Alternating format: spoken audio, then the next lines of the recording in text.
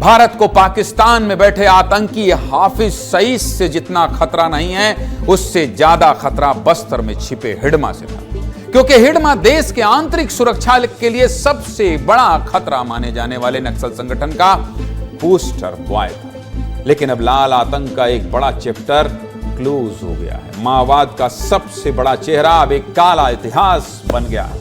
नक्सल हिंसा के रीढ़ की हड्डी टूट गई है। जवानों के खून से होली खेलने वाला बस्तर का पिशाच अब नस्ते नाबूद हो चुका है। आज नक्सली कमांडर माड़वी हिडमा का शव पुवरती लाया गया। महज 44 साल की उम्र में इसने 300 से ज्यादा लोगों की जान ली थी और सैकड़ों नक्सल घटनाओं को अंजाम दिया था। यह हिडमा जवानों के खून का प्यासा था। जवानों की जान लेने के बाद इसे सुकून मिलता था। हिडमा जब तक जिंदा था, इसने हमेशा जवानों की जान लेने की साजिश रची। लेकिन इसके बाद भी हमारे जवानों ने इंसानियत की मिसाल पेश की। सबसे बड़ा दुश्मन होने के बाद भी हमारे जवानों ने हिडमा के साथ मानवीय व्यवहार किया।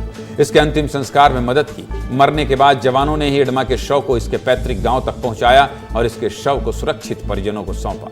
यह बताता है कि हमारे जवान कितने संवेदनशील हैं। जिस हिडमा की वजह से पुवरती गांव में कैंप खोला गया था, उसी कैंप में हिडमा और उसकी पत्नी का शव रखा गया और इसी कैंप के सामने से हिडमा के शव को अंतिम संस्कार के लिए ले जाया गया।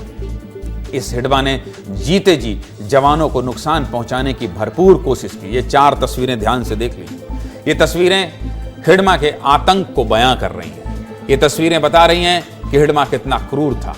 पहली तस्वीर ताड़मेटला हमले की है। साल 2010 में हिडमा ने सीआरपीएफ जवानों पर हमला कर दिया था, जिसमें 76 जवान शहीद हुए थे। दूसरी तस्वीर टिकलगुड़ा हमले की है, जहां साल 2021 में हिडमा ने देवा के साथ मिलकर एम्बूस लगा दिया था और जवानों पर छुपकर हमला किया था, जिसमें 22 जवान शहीद हुए थे। तीसरी तस्वीर झीरम कांड की है, जब साल 2013 में नक्सलियों ने कांग्रेस के काफिले पर हमला बोल दिया था और करीब 1.5 घंटे तक लगातार गोलीबारी की थी। इस घटना में 32 लोगों की जान गई थी। वहीं कांग्रेस नेता महेंद्र कर्मा की हत्या के बाद नक्सलियों ने उनके ऊपर पेशाब किया था और शव पर नाचे थे। चौथी तस्वीर बुरकापाल हमले की है, जहां साल 2017 में हिडमा ने जवानों पर गोलीबारी कर दी थी, जिसमें 25 जवान शहीद हुए थे। ये तो महज कुछ घटनाएं हैं। हिडमा ने ऐसे सैकड़ों घटनाओं को अंजाम दिया था, लेकिन अब इस दुर्दांत नक्सली के काले अध्याय का अंत हो चुका है। हिडमा बस्तर के विकास का विरोधी था और अंदरूनी इलाकों में बुनियादी सुविधाओं को पहुंचाने में बाधा डालता था। लेकिन फिर भी जवानों की बहादुरी से हिडमा के गांव पुवरती में भी बदलाव ने दस्तक दे दी।